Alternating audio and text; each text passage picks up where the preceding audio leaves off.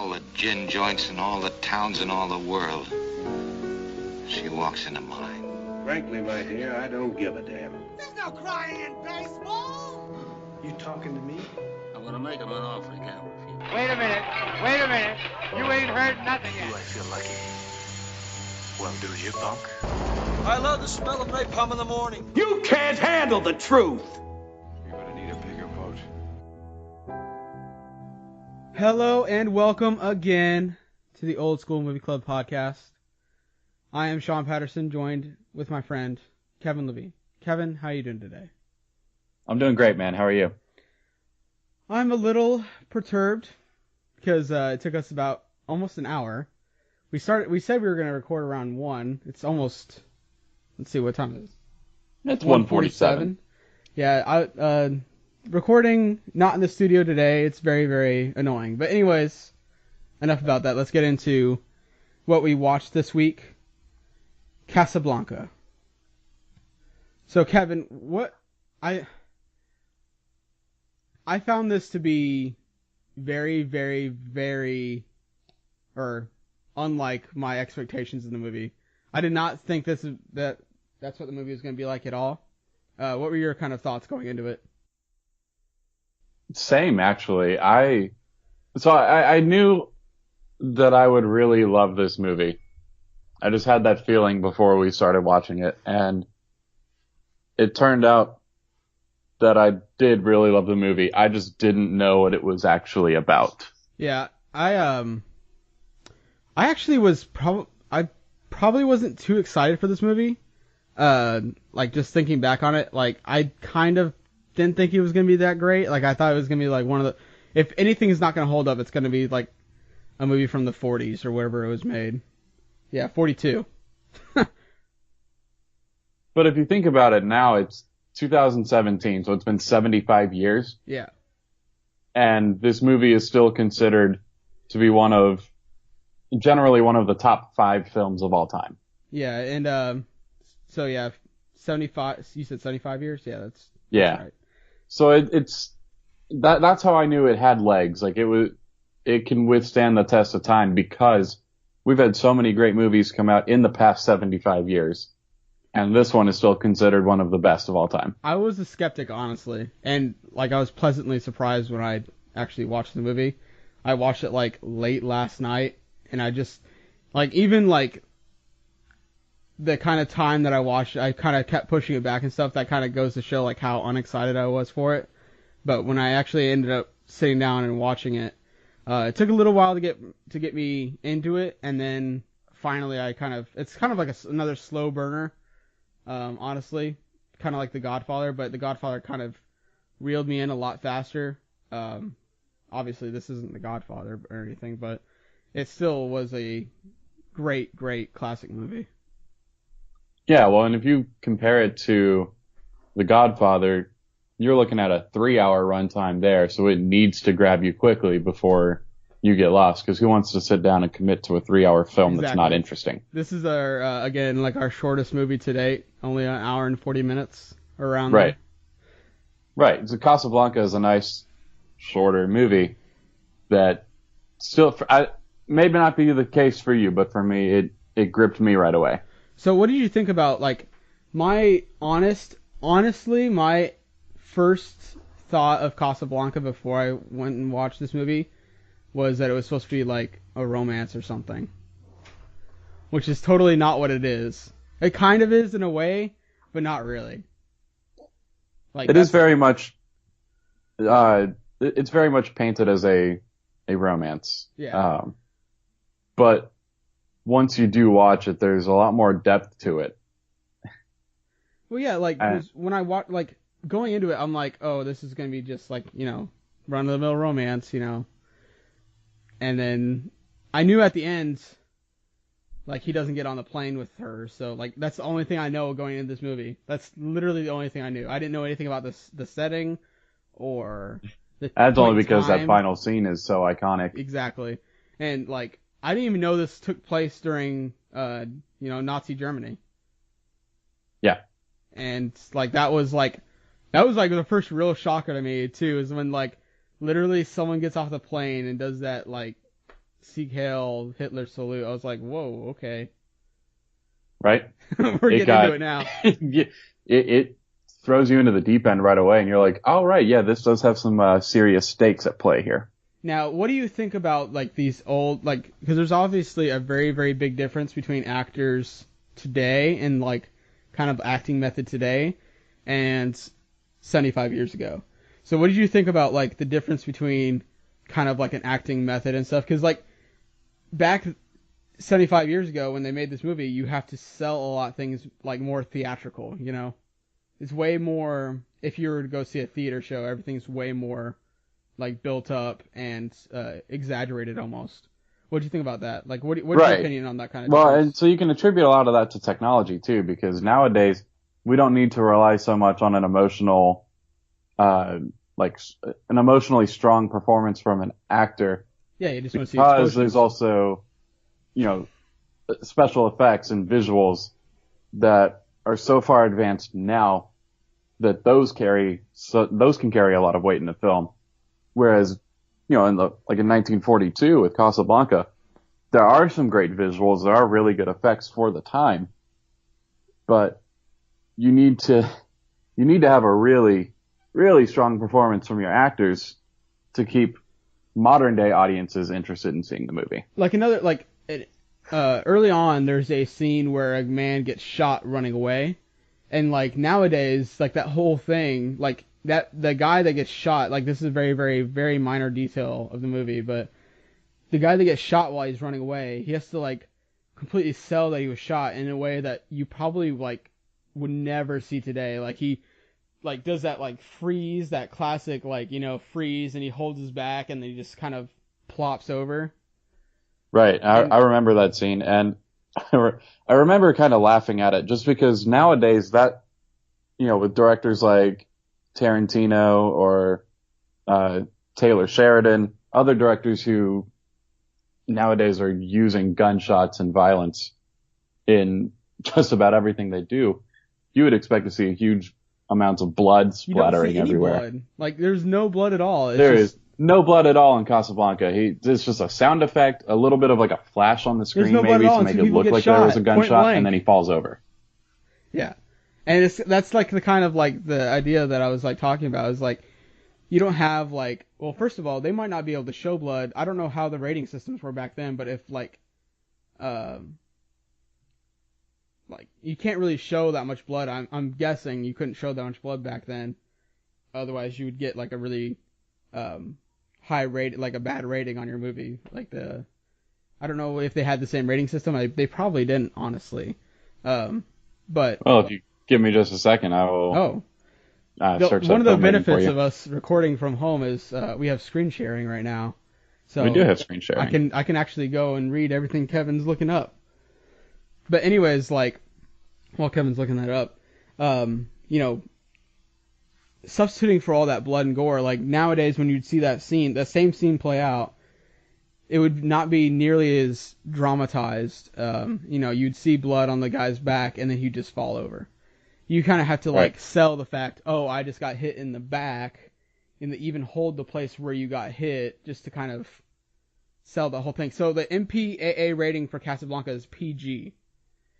Now, I don't know if that's current ratings or if that was an old rating, but if they were to show blood back then, I'm guessing it'd probably be a PG-13, if not an R movie, if they had those same kind of things, you know? Right. I would assume had they included blood in any of these scenes, it would have been a PG-13. And another guy late in the movie, like he's on a phone and he gets shot like point blank.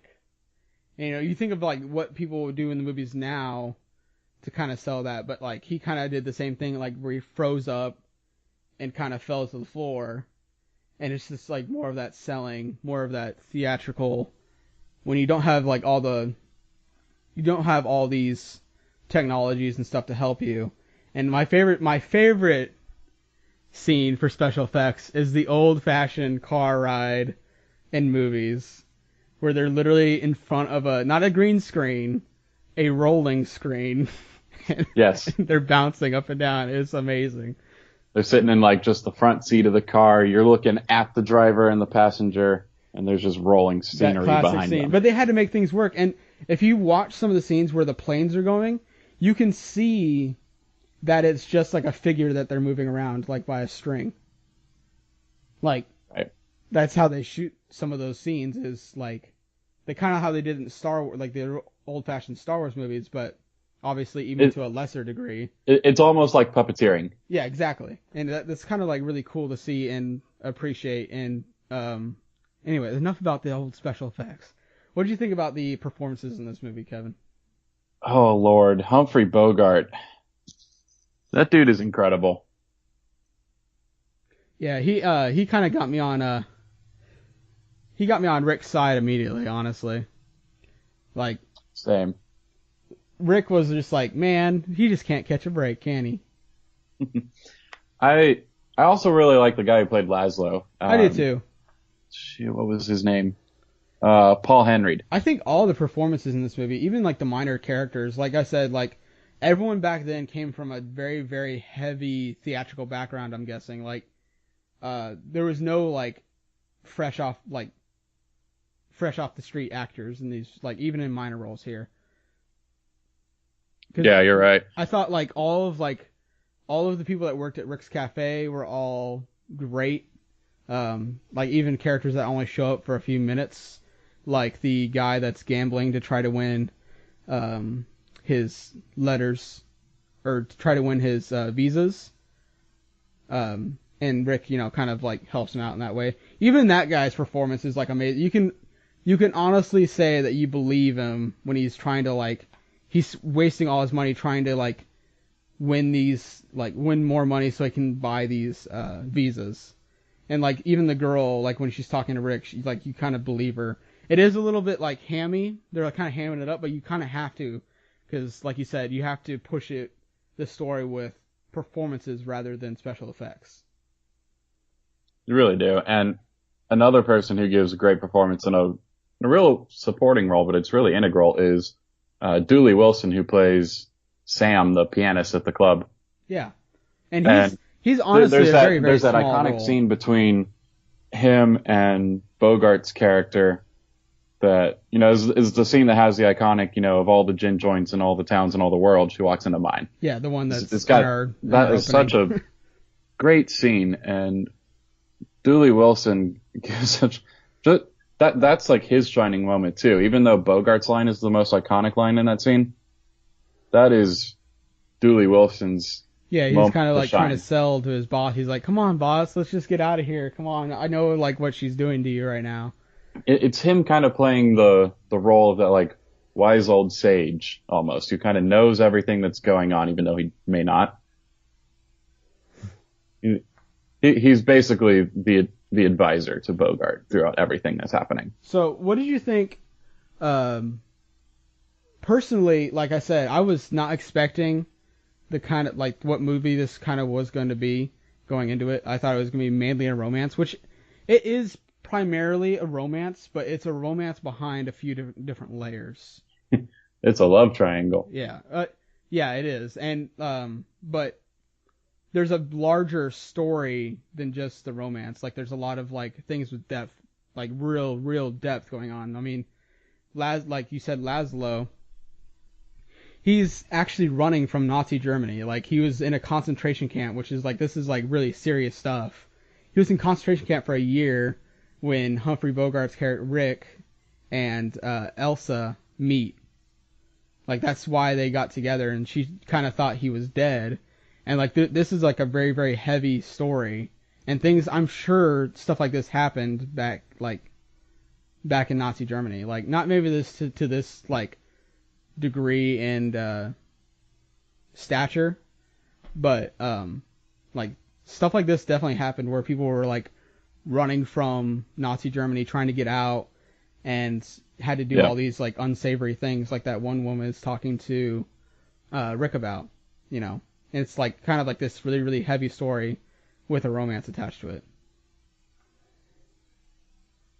And a lot of this can be attributed to the fact that this is easily one of the best screenplays in cinema history. Yes. If not the best. Yes.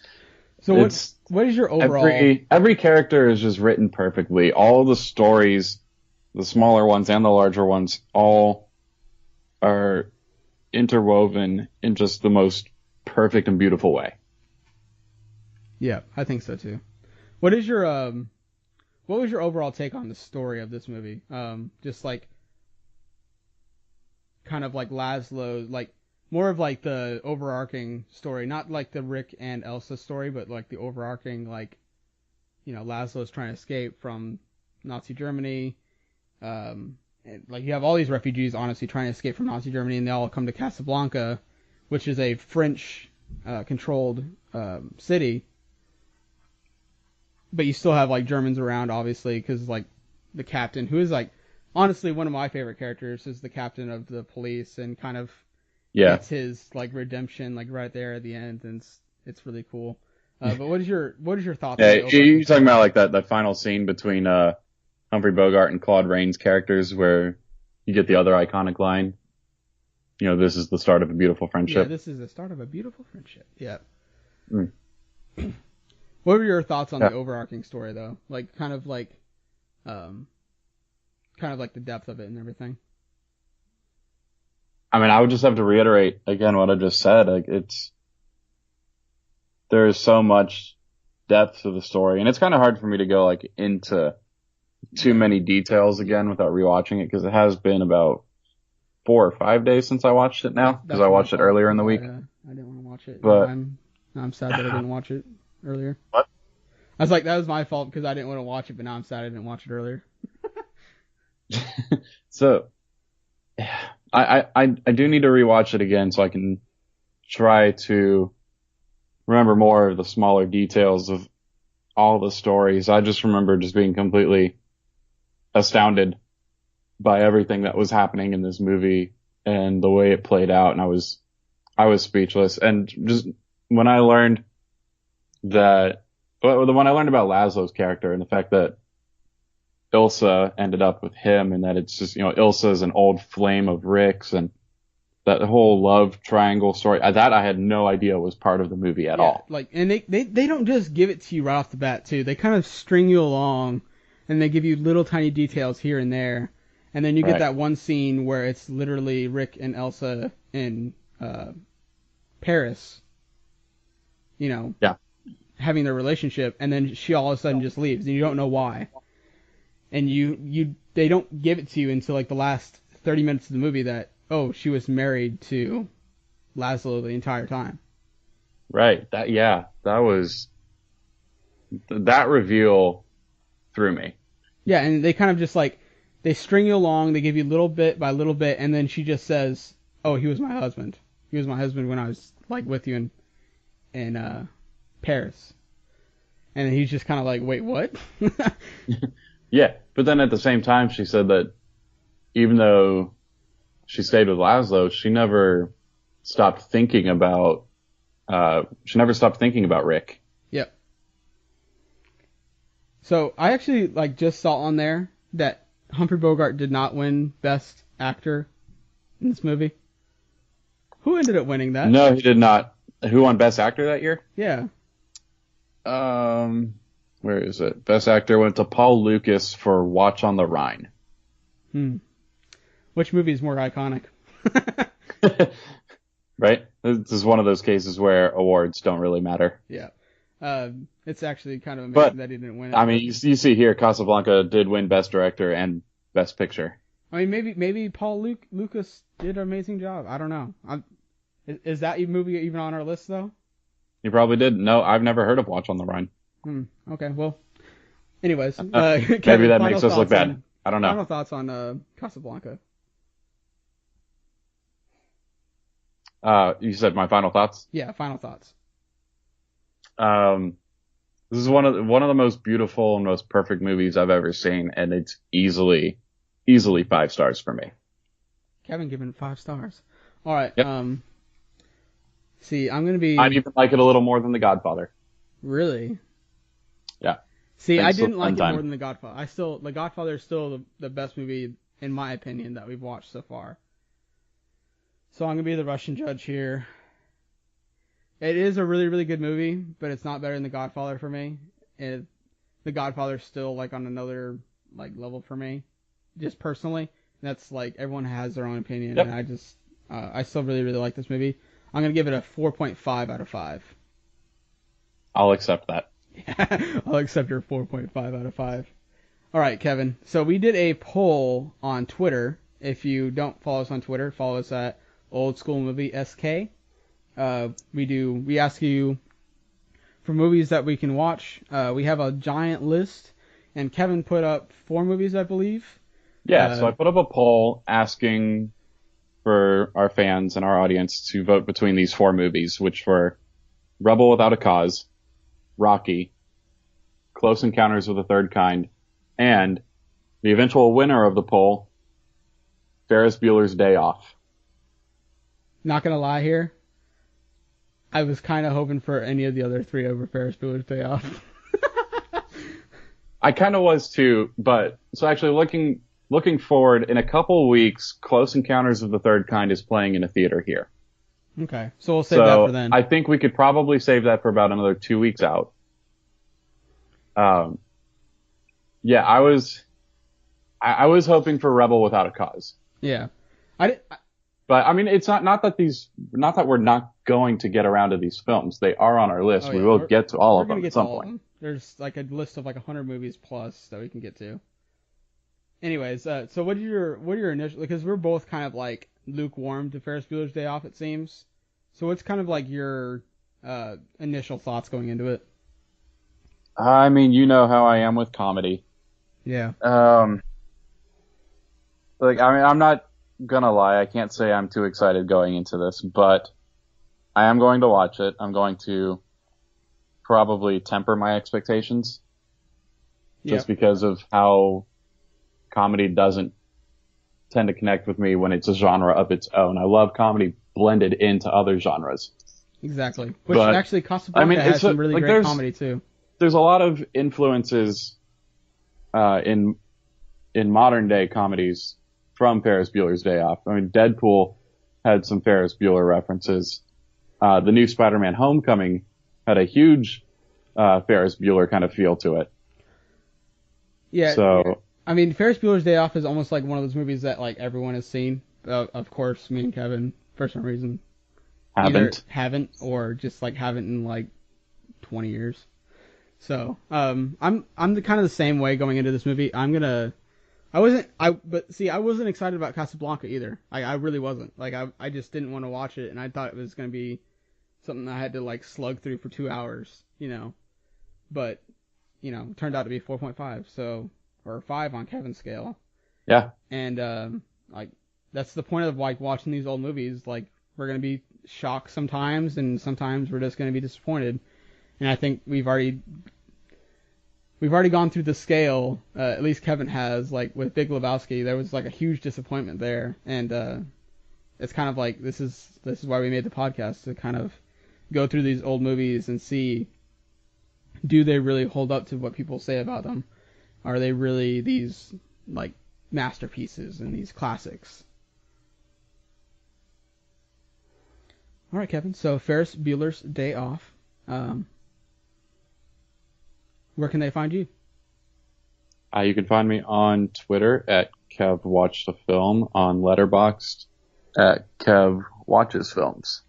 And you can find me at letterboxd.com/patpat, and follow the show at OldSkoolMovieSK on Twitter.